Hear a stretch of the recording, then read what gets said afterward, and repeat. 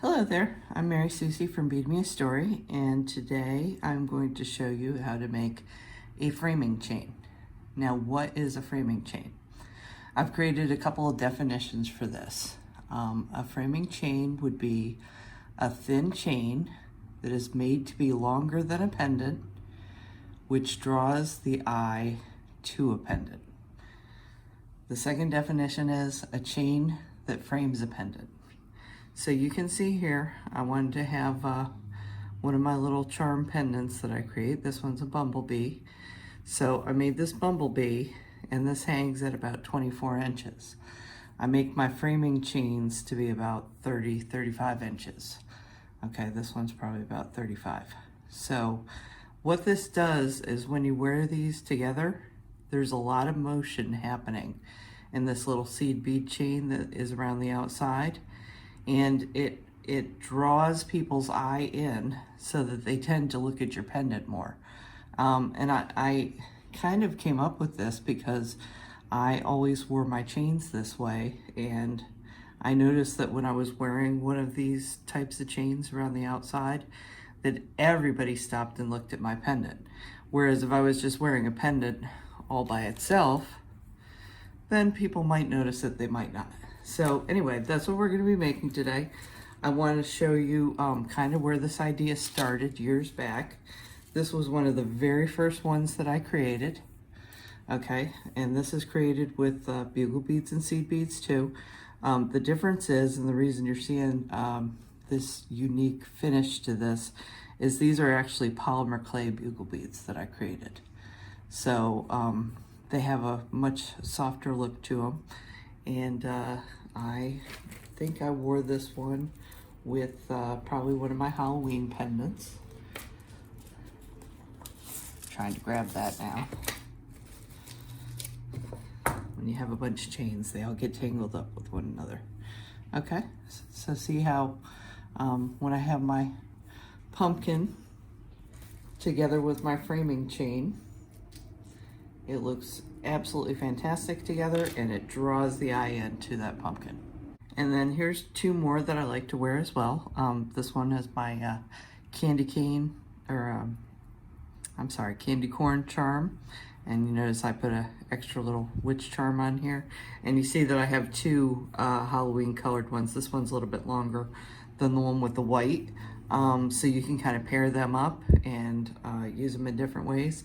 And then at Christmas time, I have all sorts of Christmas pendants. This is my Santa, and you can see I've got two really cute chains around this. And something that I wanted to point out here is that you notice that with my Christmas ones, you see these are really teeny tiny little bugles, and these are really long bugles. And that's totally okay. So as you're watching the video, just notice that you can do bugle beads of any sort. You saw mine with polymer clay. You can see that I'm using the twisted ones here, the opaque ones, anything goes.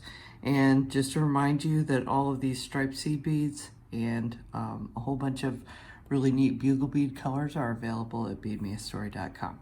So let's get started. Okay, so to begin our bead chain, we're going to need a few things.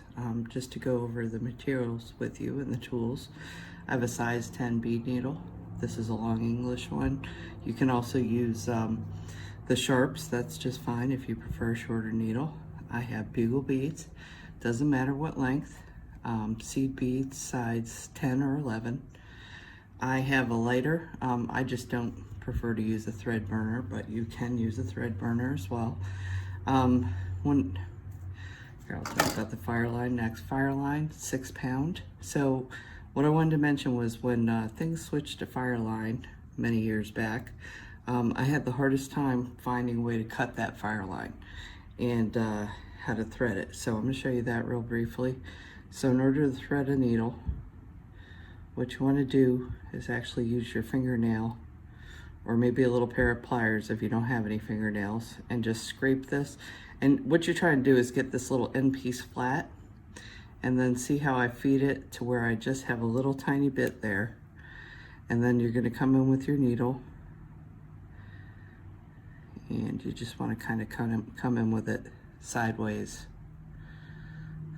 and then pull the thread on. Okay, so fairly simple, but you do need to kind of flatten out that fire line in order to get it onto your needle. And the other thing I want to show you is to have a really sharp end on your thread, that requires very sharp scissors. And this is where I ran into trouble when fire line came along, was cutting the fire line. So most things won't. I went and bought some titanium scissors. They didn't really work. You can use thread cutters for fishing line, but these are Xuron shears, and these are guaranteed for life. These are a 9180 Xuron, and I'll just show you how easily this cuts the thread. So perfect cut every time. These are really worth having in your arsenal if you're going to do much seed beading. It just makes life so much simpler. Okay, so to start this, I'm going to just start with a small thread so I can get you started. But one thing I wanted to point out is these are just inexpensive check beads. Okay, so if you can see this one here, it's broken. Okay, so definitely when you pour out your pile of beads, use a lot of discernment. Get rid of all the bad ones that you don't want, that have sharp edges, that could break your work over time. We definitely don't want to have our work break when we're wearing it. So, okay. Without further ado, let's start putting some beads on. Okay, so I'm going to pick up the bugle first. Now, you can use any size bugle bead. So this one's fairly long, and I'm going to go ahead and pick up, let's see, maybe 6. I'm just eyeballing this right now. Okay, so I'm going to bend this in half and see how I think it's matching up. And I think I could probably use one more bead. If it's not going to match up just absolutely perfectly, then opt to have it just a hair longer than it should be. Okay, but that looks good to me now. Okay, if we push these both up. Okay, looks about right. So what I'm going to do is go back up through this bugle bead, pull, okay, and that's our first row. Okay, so this is a brick stitch. So I just want to point out here, while we can see it really well, that there is a thread that goes between the bugle bead and the seed beads. Okay, we're going to be using this thread in just a minute to pass through. Okay, so because I came out of the bugle bead, now I want to start with seed beads, and I know my count is 7. So I can go ahead and pick up 7 seed beads. And this is the only time we'll do this in this order. You notice I wanted my thread out here at the bottom so it doesn't interfere with what I'm doing. So I definitely wanted to make sure I was coming away from the thread. And then I'm going to put on a bugle bead. Okay, and when I come down, I want to pass, as I was saying, underneath this thread.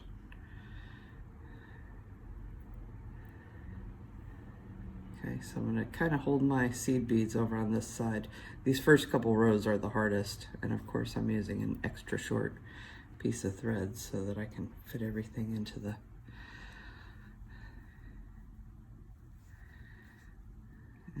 film. Okay, all right, so see how I passed underneath this thread and I'm linking through. I'm letting this kind of open up so you can see what's really happening there. Okay, and then I'm going to come back up through my seed beads. So with each row after this, we're going to be coming back up through our seed beads. And so we'll know what our starting point is with every row.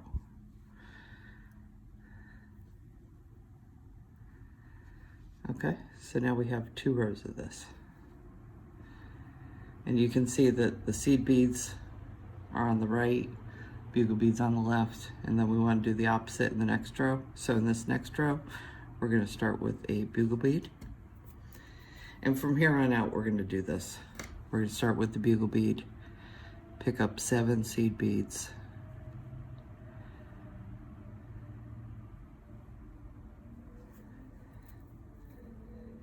Okay, then we're gonna come down, pass underneath this thread. You see I'm letting the bugle bead get locked into place over on this side. It makes it easier. And then I'm just going to pass back up through all of my seed beads, and I'm ready to start another row. So in the next row, again, it's bugle bead, 7 seed beads,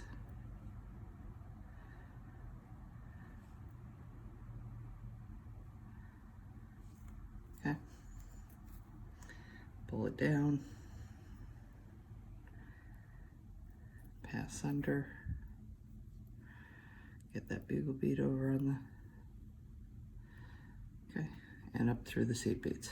Okay, so this is all there is to this weave. We just kind of want to create motion with these chains. And this is going to attract the eye in.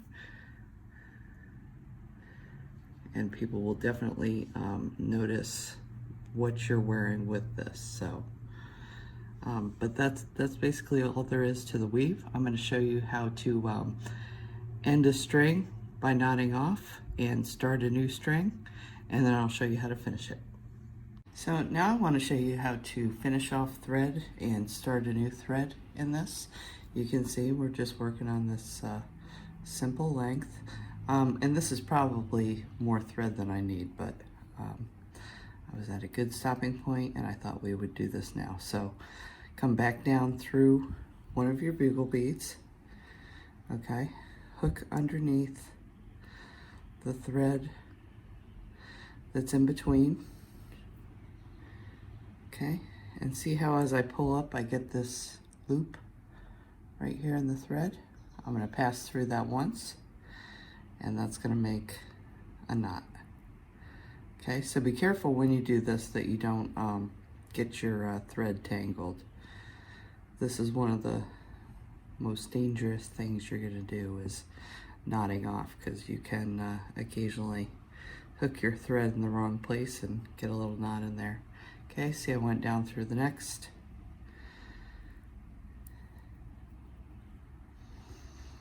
Let me flatten that out for myself. I'm gonna get under that thread and make a loop. And there we go. Okay, so I'm going to do this about 3 times. I am big on knotting just to make sure that my work is secure. A lot of people will do less, but... And plus you got to see that 3 times, so, okay. So now you can see I've got the thread sticking out. And I'm gonna make this cut kind of way out here until I'm ready to burn this thread off. I'd rather it be out of my way, but you know, where I can see it, where I don't lose it later when I go to start a new thread. And when I go to cut it off and burn it off later, you know, I want to be able to see it. So, okay. So now what we're gonna do is we're going to start a new thread. You can see I have a new thread here, right? And I'm going to go down maybe 2 rows from where I was. I'm going to go back up through the seed beads this time. This is just tighter, so whatever we can do to get this started where it's going to be holding in place and that first part of the thread not slipping out, what we want to do. Okay, you can see I have a really long thread here. I like working with longer threads because quite frankly I don't like knotting off, but when you're beginning you do not want to do that. Work with, you know, 1 wingspan of thread until you get comfortable working with a little bit more, and then you can go longer. Okay, so I'm going to do the same thing here. You see I've got a loop. I went around this thread that's in between. I've got a loop, and this time when I'm going to pass through the loop And this time when I pull, I want to be very, very careful to hold on to this thread down here at the start of our thread, because remember, this is not secure in any way. We haven't put any knots in it, and we want to make sure not to pull the whole darn thread out. Okay, so just to show you too, if I come back up through some seed beads, which I didn't do before, I could possibly go through maybe 3 seed beads, and this gives me another very opportune place to tie knots. Since I tied all my knots in between the rows last time on that thread, see how I'm pushing up on in between? So I push my needle up to the thread, and hopefully as I pull this, you can see it's staying in that groove that's between the 2 seed beads. And that's what we want. Okay, and you see I've got my loop, and I'm gonna pass through here. It's very easy when you're starting a new thread like this and doing all this knotting to get little kinks in your thread and get knotted. So just be careful as you're doing this. Move slowly. Okay, and see how I tied that knot in there? You'll never see it. Okay, and I'm going to keep working up towards the top. Go through 2 more. Okay, I'll go up through a few more of these seed beads.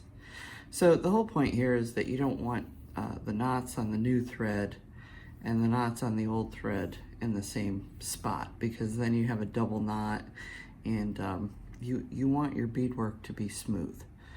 So that's why this time I'm knotting throughout the seed beads. And this is my 3rd knot, so after this it'll be secure and we can just work our way back up. I probably didn't have to start back quite as far as I did, but you know, I kind of like to do that because then it's got a few rows of just going through the beadwork to kind of reinforce it.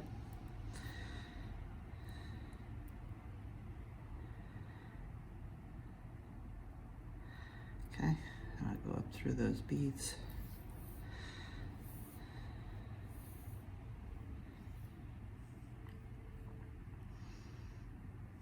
Okay, now if I want to here, I did just knot off, so I'm going to shoot up through this bugle bead. As long as you've got room, you really can't overfill the bugle beads. And then I'm going to shoot up through these seed beads. Seed bead section's a little bit tighter.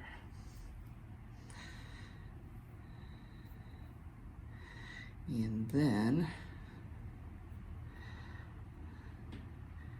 you know, I am going to make one more knot here, and that's simply because I want to switch sides. And I probably shouldn't have knotted my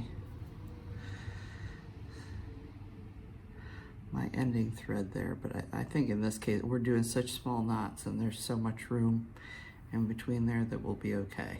But usually I like to avoid putting a knot in the same spot. But coming out in the right place is important. So we know that we usually end by going up through the seed beads, so that's where we want to start too. Okay, so as soon as I pull through here, I am ready to start working all over again. Okay, so I can start picking up my my next bugle bead and my next seed beads, and we're just going to go on the same way we were working before. Okay, so there's that, and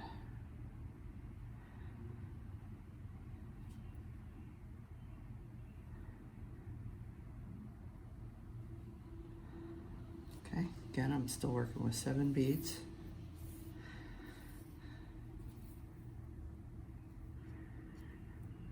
And we're going to go under this loop. So you can see how much thread I've got. You can see that unless you're really a strong beader and are used to working with a lot of thread, that this can get tangled and become overwhelming. So I like to show it to people that they can get there, but you know, while you're starting out, just face the facts that you're gonna have to knot off a lot and practice that skill and practice the skill of adding new thread. Okay, see? So you can see that it's seamless. You don't even know. Okay, so I finally reached the end of this, and I want to join the two ends of my chain together. I do not need a clasp on this because it's long enough to fit over the head. So I'm going to go ahead and match up the start and the finish. Okay, so what we want to make sure is, you can see this was actually my starting end, and it has less thread, so I like to take care of that first. I want to match up my bugle bead with the seed beads. Okay, so I want to make sure that that is going down into the seed beads. Okay, so go in there, you see it's going to match up perfectly. So on this end, as long as I hold it tight, I can go ahead and knot off and get rid of this first thread so that we can deal with the longer thread. So again, I'm going to go and actually just go through the bugle beads here. Let's make it simple on ourselves. Go through that one.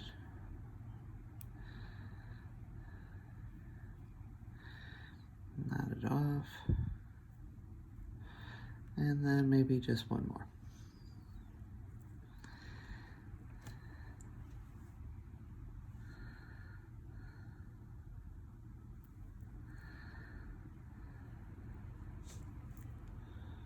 By passing through some seed beads, just so that this last pass is going through something that's as tight as possible.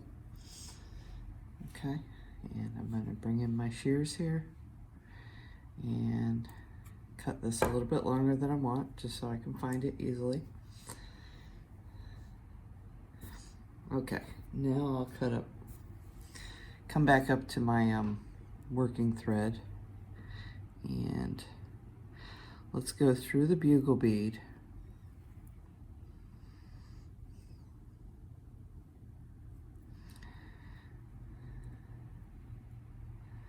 Okay, through the bugle bead. Now this time we want to come up and we want to make sure that all this gets joined together really well. So I'm going to now come back up through these seed beads and through the bugle bead. Okay, so that those the last row and the first row get connected as well as possible. Now I'm going to come back again.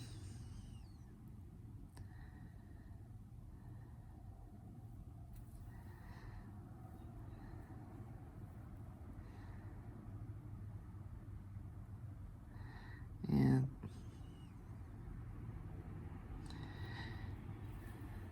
just making sure I was in the right spot. Okay, now this time when I come up through here, I think what I want to do is come up through the seed beads.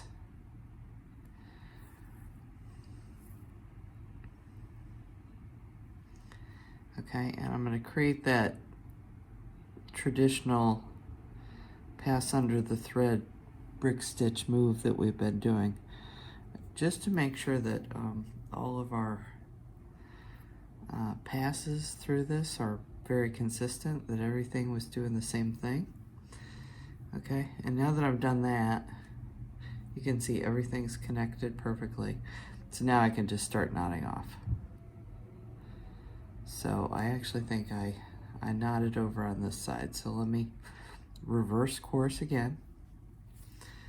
I'll come back and I'll knot on this new horizontal pass that I just created for myself.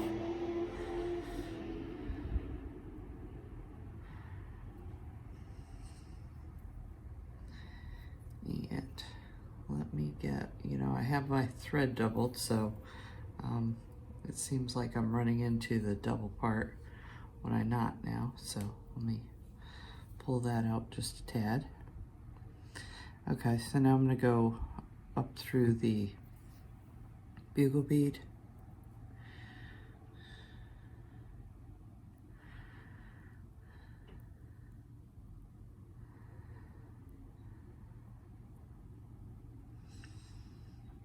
Knot again, up through a bugle bead, knot again, and then we'll finish it off.